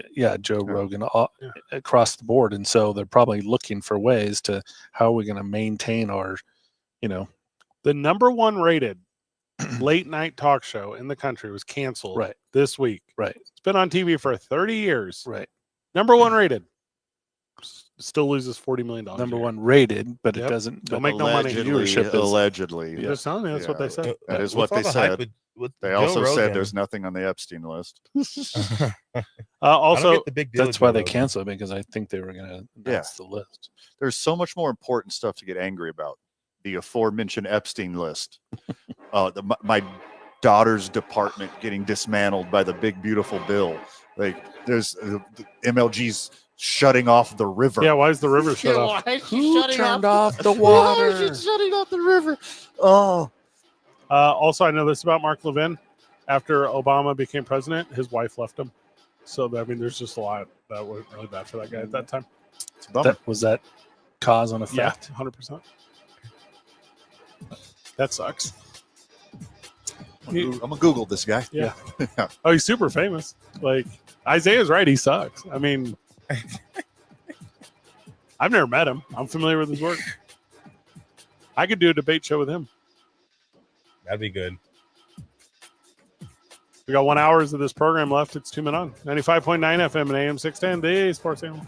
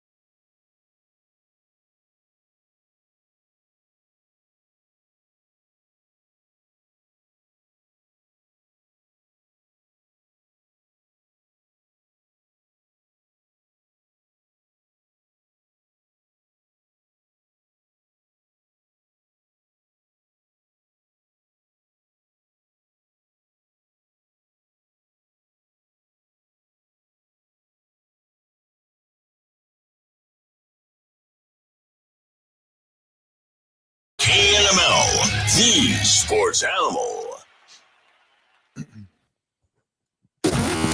Ladies and gentlemen, 2 men on with your hosts, Van Nunley and Fred Slow, with producer Isaiah Johnson on 95.9 FM and AM 610, the sports animal. All right, it's official. Go to abqdukes.com. There's only 2 of the straw hats remaining. Is that correct, Steve? I believe there's 2 left. So if you want one, you literally have to go to abqdukes.com right now and buy it because it will not be available for you tomorrow. Online, yes. And if they buy it, then come pick it up in the store tomorrow. Correct. Okay, there you go. It's official. What's the turnaround on these bad boys? Yeah, Because I want one. Like if you buy one But and you I'm willing to give the friends of the show a shot. So I'm going to get the 2.0 version. So friend of the show, if you want the 1.0, you got to move now. who said there's a 2.0 version? Ban just now. You just announced it. You like an hour and a half ago. Did you? I mean, there might be. Okay. No guarantees, no promises. No, there. Got to sell. should be Got to up. sell the last 2 of them first. Yeah, Before you even think about it. It's my favorite. that's what. Can I tell you a story? Yes. So I was We're on at the this radio. place to get pizza, and they sell slices. Pizza place? Yeah, All right. I can tell you the name of the store, but I won't. Got But it. they sell slices of pizza. Lots of places do that. Could be and, anywhere.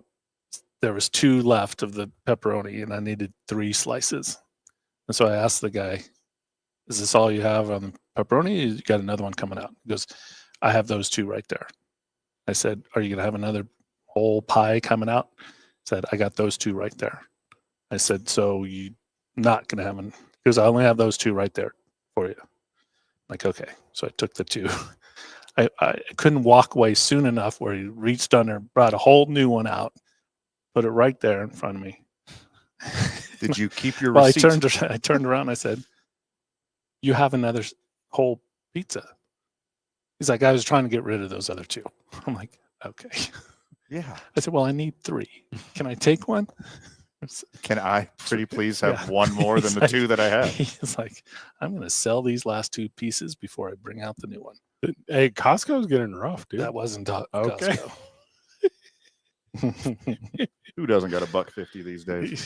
It's like, just bring out the pizza, dude. It is my favorite football day of the year. Today. Oh, I think I know where you're going with this. Today, everything that is everything about football Mhm. is today. It's Dallas Cowboy Day. Is that a real thing? Yeah. What does that mean? It means it's Dallas Cowboy Is this like Day. is this like Rusev Day and every day is Rusev Day? I don't know what Rusev is. Okay. Is it also your very, very, very unbirthday? I don't know. From what that me? is. Okay. Mhm. Today is the day that the Green Bay Packers, which are publicly owned, By me. when they announced 2 their shares. revenue sharing, Yeah. Hit me with it. What is it? What's my cut? it is a all-time record. Uh-huh. Are you ready for this, Steve? 2 cents. The Green Bay Packers received in revenue share from the NFL $432 million. 0.6. That's going to be about 70 million more than I was going to guess. I thought they'd make about 350 million. Which means if you extrapolate that out to 32 teams, the NFL brought in a record $13.8 billion in revenue in the last fiscal year. Wow. So how much do you make, Van? Well, As a I got show- some good news and I got some bad news. I don't get any dividends as a shareholder and part owner, but there's a silver lining. I do have a worthless piece of paper on my wall that says I'm an owner, so there's that. Now, Yeah. to be clear, To be clear, local revenue is not shared. So anything you do with like ticket sales, luxury suites, local sponsorships, concessions, parking, local media deals. So if you have like a radio deal or whatever, that's not shared. The national revenue share is TV contracts, merchandise, 32% of luxury suite ticket sales for like the Super Bowl and stuff. And then official NFL sponsors, anything off NFL.com, blah, blah, blah. But the NFL has an operating cost. So it's being predicted that the NFL brought in $23 billion last year. Doing pretty good. Pretty good. That's not bad. Not bad. So what was that? Like 75% of that was made by the Cowboys? So that's an interesting one. So Jur has a deal where he gets to keep more of Cowboys merchandise and not share it than other owners. So no, because he gets the lion's share of that, or Cowboy share. Because I said Lions and I didn't want people to think Detroit. Gotcha. Yep. So I feel like the Browns can afford a stadium is the point I'm trying to get to. If we just go by the Packers league share value, yeah, extrapolated to 32, yeah, that 13 billion number, yep, that's more than 80 countries on this planet. The NFL generates a higher GDP than 80 countries on the planet.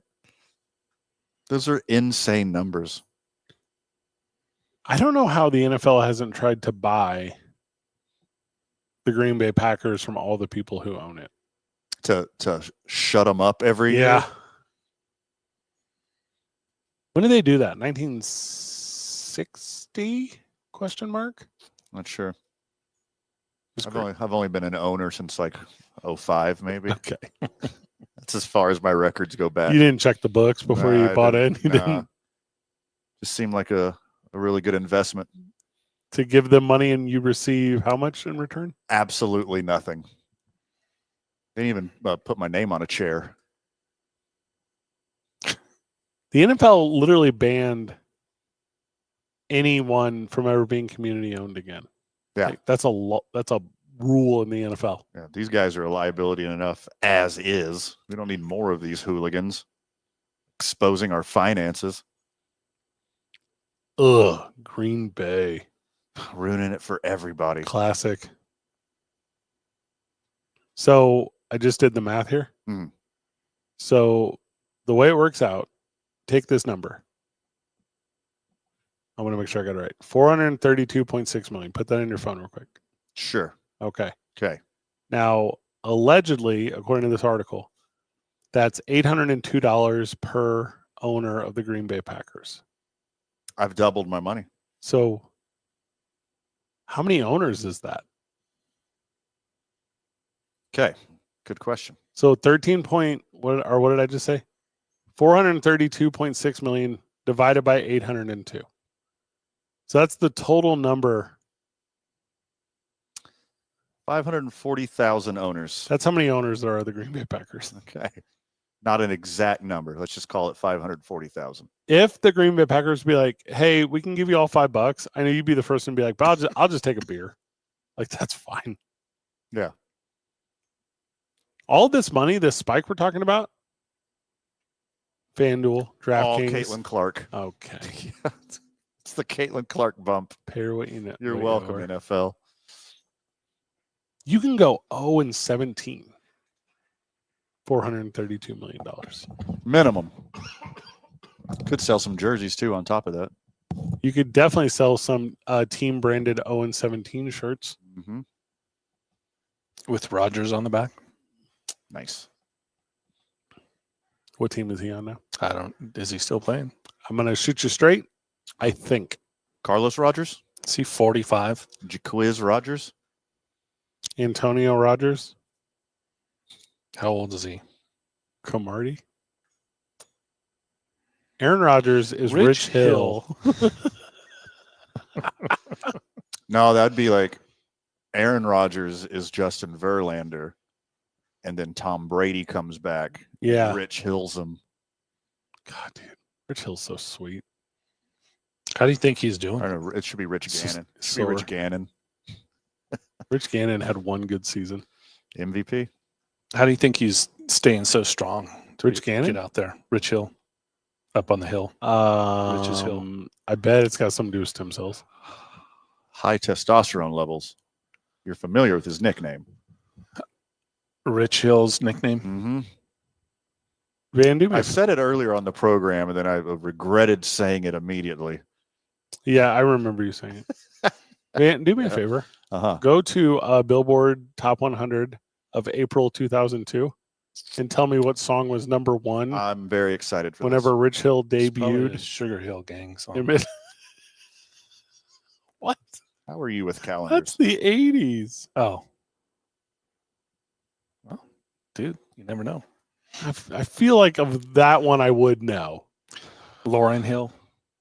I feel like the number one song in April of 2002. I obviously did April 20th, 2002, so you're welcome. Thank you. I'm going to say it's something by 50 Cent. I'll tell you where he's ranked. 50 Cent? Yeah. Now, he's a gentleman. It's not near the top. Okay. Not near the top, which is a surprise. I think In the Club maybe came out in 2003, so that might be my bad. Yep, might have been a little early. Yep. Okay. Number one, Foolish by Ashanti. Ashanti Hill. Ashanti Rogers. Hill. Lauryn Hill's younger daughter. Here's one you know. Sister. Fat Joe featuring Lean Back. the number one artist, Ashanti. Yeah. What's Love? Ashanti was crushing it on 420 in 2002 when Rich Hill was making his debut. That's Nelly's lady. Ja Rules, Nelly's, Fat Joe's. Is that what he told you when you guys were on the air together? We did one celebrity softball thing. Pop hip hop was crushing it in April of 2020. Number 3, Jennifer Lopez featuring Ja Rule, Ain't It Funny.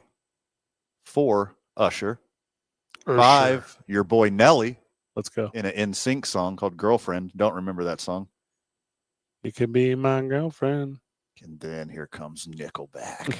Hey, This Is How you remind me? Yes, it is. That's the last real rock and roll song. We've been over this a million times. Awful. How You Remind Me is The best. the greatest rock and roll song of all time. Right after Ozzy's. 2 Oh, yeah. Ashanti songs. Number 1, Rich No Hill. more cheers. 2 Men on 95.9 FM and AM 610, the Sports Animal.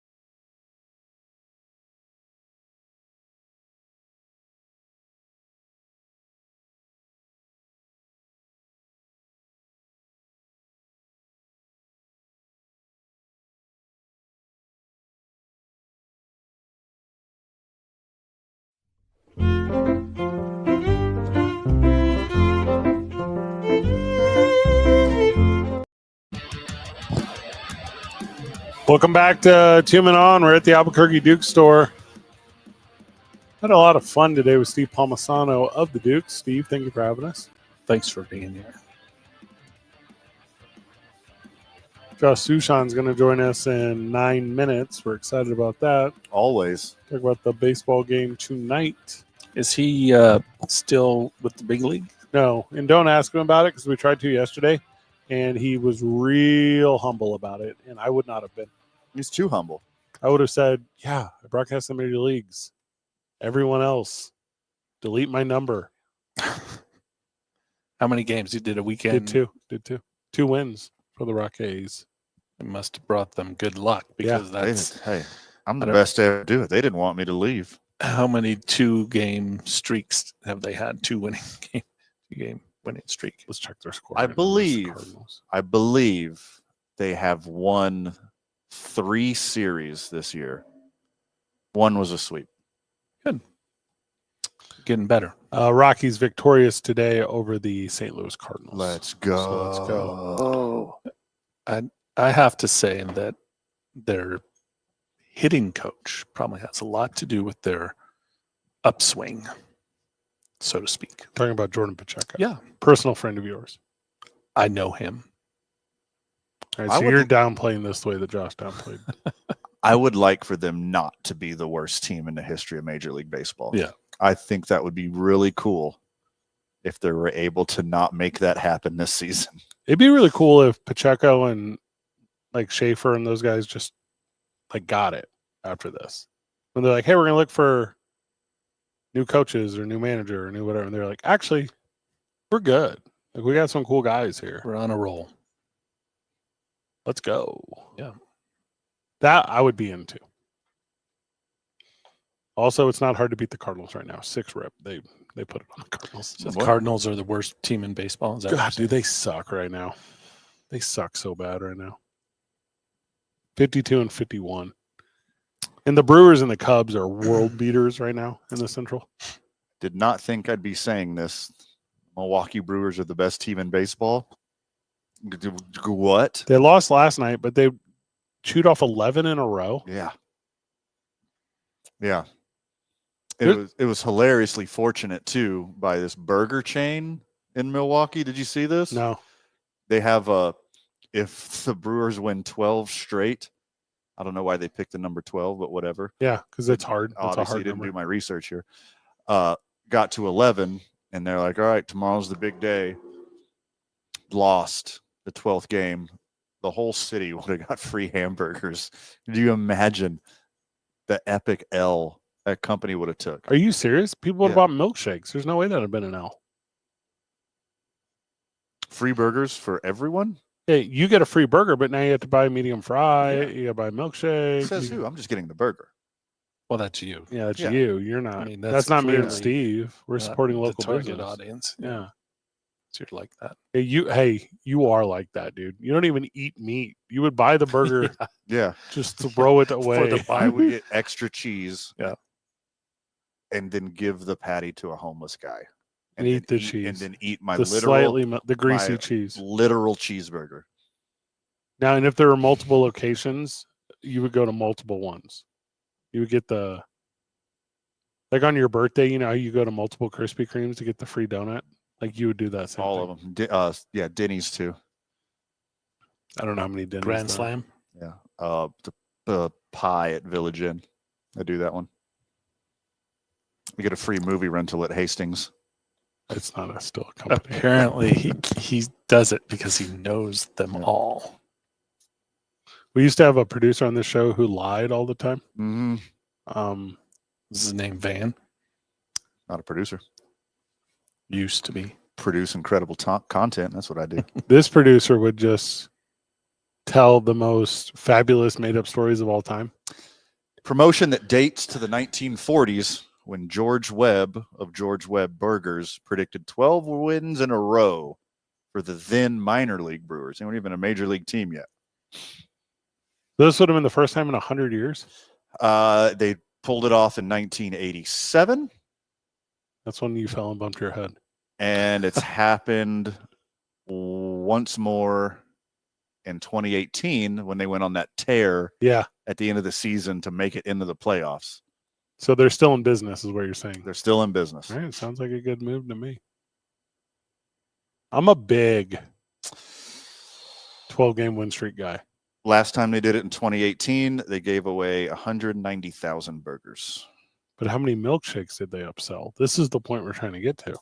Are you wondering how many boys were in the yard Yes. after that? How many? Yes. Yeah. I need Khalees to tell me. Okay. Also, this is not really one that deserves a whole segment, but did you see that the Red Sox Aramark, I guess, runs their concessions, that they're going to walk off the job while the Dodgers are in town? That is, and I'm pro labor, so I'm super pro this movement. But yeah, the Dodgers come town this weekend, and they were like, "Nah, we're not gonna work. Like, pay us what you owe us." That would be 3 straight sellouts for sure. And 3 straight sellouts with no food. Yeah. They don't have any money, but they can make T-shirts, apparently. You are talking about the WNBA. No. I thought you said the Red Sox workers are going off, and you said they should make T-shirts that say, pay us what you owe us. No, I just said Smart, to do very it. smart. I mean, yeah, I don't really. Does that have something to do with the WNBA? It's probably coincidence, probably. Oh, You know what I mean? I don't watch that. But you can join a long list of people who I also. used to watch it when that gal was on, What was her name? Caitlin. She's the one. Clark, I don't know. Is that it? I'm pretty sure. We got a guest when we get back. Josh Sean of the Albuquerque Ice Topes will join us.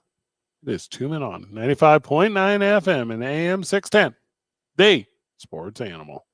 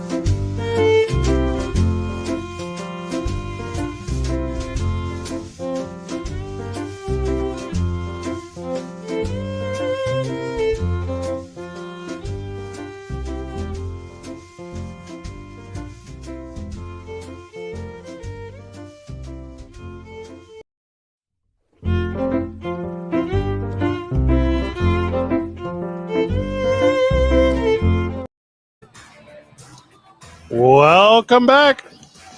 We're live at the Albuquerque Duke store. Josh Sushan is with us, and he's all the way out in a West Jordan, which is adjacent to Salt Lake.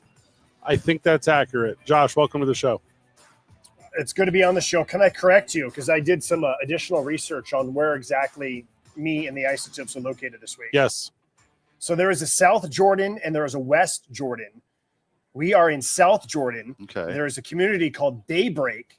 That's the name of the community neighborhood, and it's within South Jordan. Now, West Jordan gets its name because it is west of the Jordan River, which runs from Utah Lake to the Great Salt Lake, and South Jordan gets its name from being south of West Jordan. So I just want to make sure we're clear here. Yeah. There is no North or East Jordan. Yet. Ooh. Well, here's the thing. There's a lot of construction going on out here. I see a crane. I see signs everywhere that says model homes available. Come take a look. Models are moving in there? Yes, models. Sounds sweet, dude. I always thought Jordan was in between Iraq and Syria. I didn't know. I think it's I didn't know. similar. Josh, you once used to cover the Modesto Bees. Now, do you ever make that mistake during broadcasts referring to the Salt Lake Bees? No, because the Modesto Bee is a newspaper. The Modesto baseball team is now called the Modesto Nuts. It used to be called the Modesto A's, but they were locally known as the Little A's. These are all really good notes. What about the Sacramento? Sacramento also has a newspaper called the Sacramento Bee. The Bees. What was their team name? Oh, good question. The Sacramento River Cats is the current name. Back in the day, they were called the Sacramento Solons, which is a shorthand expression for like a senator, and it's pronounced so long, Solons. So in the day, like how long ago? Yeah, that's a good question. As in the 1970s was the most recent time that there was a Sacramento Solons team. They played at a football stadium called Edwards Stadium, and there were so many home runs because the dimensions was like 260 feet that the Pacific Coast League record book does not recognize any of those records because the ballpark was such a joke. And the Sacramento Solons players wore shorts one year. Nice. Because they could hit the ball so long. I get it. Like this tracks. Now, Josh, we try to keep it professional here, not personal, but follow-up question. Have you ever lost at a trivia night or a game of Jeopardy? Yes, lots of times. I don't believe because that. these questions are not on normal trivia. I have useless information about Pacific Coast League cities in baseball, which is never a part of trivia night. Trivial, not useless. Here's some trivia. Okay, ready? A customer came in the store today with a Bees uniform, jersey on, which is I think is funny. That's Salt Lake. Yeah, that's not trivia. That's more of a fun fact. It's a fun fact. The Bees hold a 1-to-rip series lead after a 3-to-rip win last night. How was the game last night, Josh? Well, before we get to that, another fun fact, the Isotopes are distant relatives of Salt Lake. What? So the way this works is that before the Isotopes were in Albuquerque, that specific franchise was in Calgary. They were called the Calgary Cannons. And that franchise, before being in Calgary, was in Salt Lake City. They were called the Salt Lake City Gulls. So the Salt Lake City Gulls became the Calgary Cannons, which became the Albuquerque Isotopes, similar to how the Albuquerque Dukes became the Portland Beavers, which became the Tucson Padres, which became the El Paso Chihuahuas. There'll be a quiz later. It just hurt my tum-tum that the Albuquerque Dukes have anything to do with El Paso. Even in vague move about the country comparisons, it still hurts my tum-tum. That's an interesting thing to me. I don't like as franchises move. It's like, oh, the Albuquerque Dukes became the Portland Beavers. Like, well, sort of. Yeah, because in Major League Baseball, the Philadelphia A's became the Kansas City A's, which became the Oakland A's, which are now just the A's. Don't call us Sacramento, and then they're going to maybe become the Las Vegas A's. Like through most of history, you keep the nickname. Even like the Utah Jazz. Yeah. There's no jazz in Utah. They came from New Orleans, where there's lots of jazz, and they just didn't feel like buying new uniforms back in the day. Even the Lakers, there's oceans in Los Angeles, but there's no lakes. but they came from Minneapolis, which has lots of lakes. That's why the Lakers are called the Lakers, because they moved from Minneapolis. And back then, they didn't care about branding and rebranding. They just were too cheap to buy new uniforms. Can we please, and stationary. And the Dodgers and the Giants and the list goes on and Yeah. on. But not anymore. That's why it's interesting to me. Yeah, you can do anything you want unless Trump tells you otherwise. Oh, is that? Yeah, then you got to go back. Shoot. That's the whole rule. No grizzly bears in Memphis. Could you imagine that when the Not a franchise, the Dukes Not a one. franchise sold to Portland, that they became the Portland Dukes, even though they played in Portland, which had a long history of the Portland Beavers. People in Portland would have lost their mind. That franchise did fail. I just want to be really clear on this.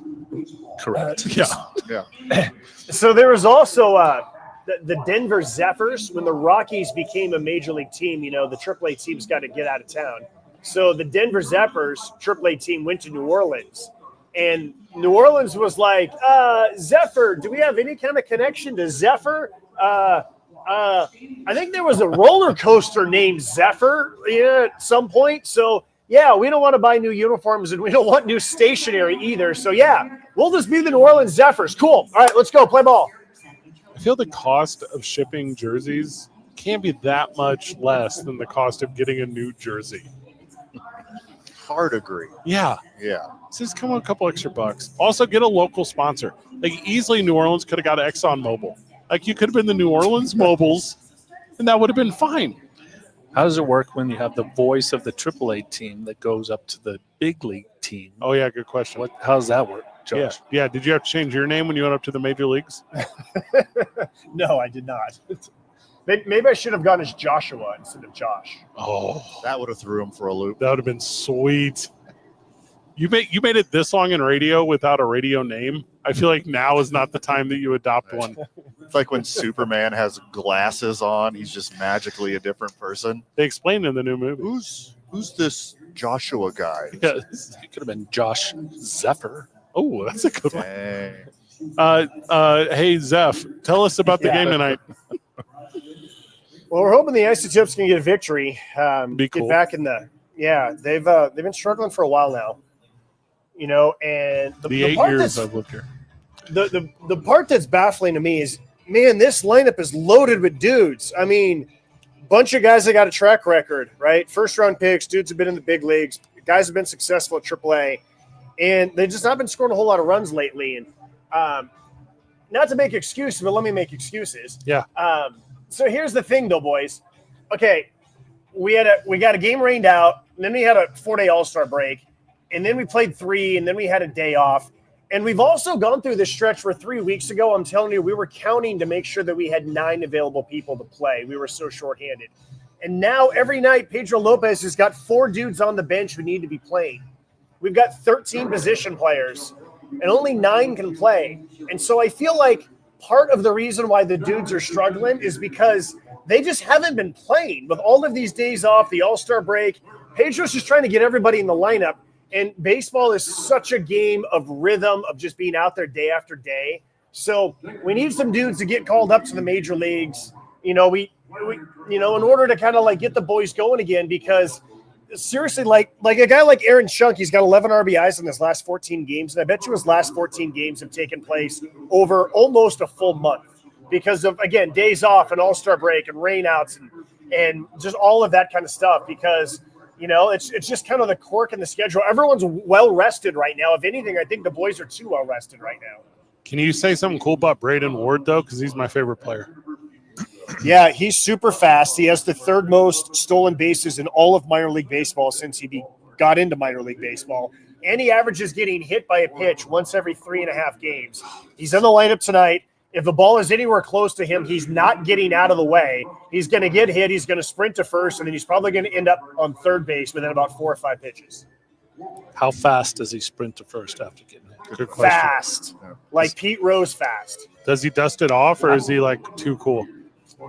Only if he's got time. He's got to get ready to steal third. Oh, yeah, that's a good point. I have a question. You better hurry. What was the coolest thing that happened to you up in Denver? Everything. A million-way tie for first place. Love it. There's not one thing you didn't expect that happened? Nope. Josh, you're the best. I'm undefeated. Yeah. 2-0, baby. That's the energy. Josh, have a good broadcast. Thanks, boys.